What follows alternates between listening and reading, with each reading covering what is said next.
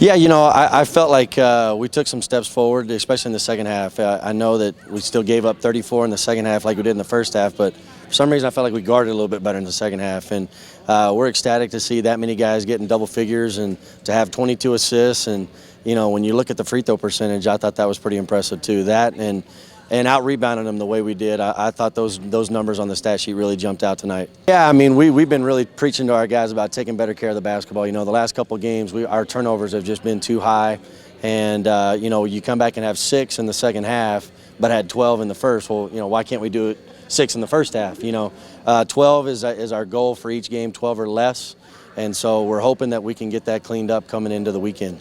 Yeah, well, I mean, to me, when you're playing such good competition, we're really focusing on this preparedness for the Lone Star Conference. These 2 games are going to be just like Lone Star Conference opponents. And so our guys are excited about the trip. I mean, yeah, obviously it's a neat city and we're going to eat good and see some sights. But, I think they're hungry for the competition. I think they're looking forward to playing teams that are in the top 25 and preseason All-American in Bundy at Drury, really good players. So these guys are excited, and we've got a couple days here to prepare, and then we'll look forward to the travel.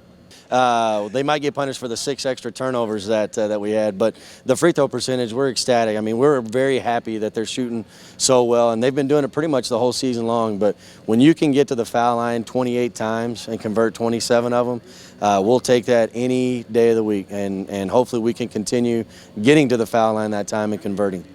We felt like early on in the season that we weren't rebounding as good as we could have, and then right around that Thanksgiving tournament, we really kind of got after them. We felt like at that tournament we got out-rebounded, so we come back from that and started really getting after the rebound. And ever since then, I think we have out-rebounded every opponent, including in the Division I team that we played. And so, we're hoping that will continue.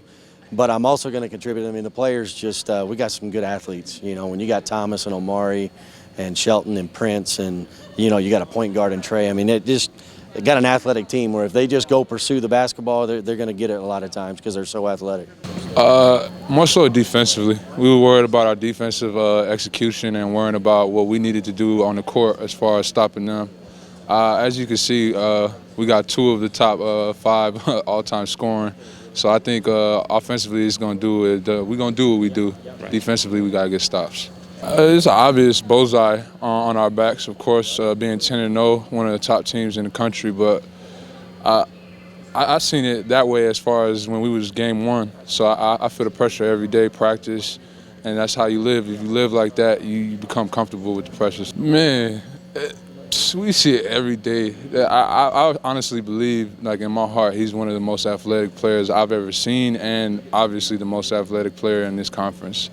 He's just an amazing player and an amazing high wire at. For the most part, like I said, just defensive execution. I think offensively we're going to do what we're supposed to do. We got so many weapons. Us being as stacked as we are, just stay focused and stay committed to what we started the season off of, and that's winning the national championship.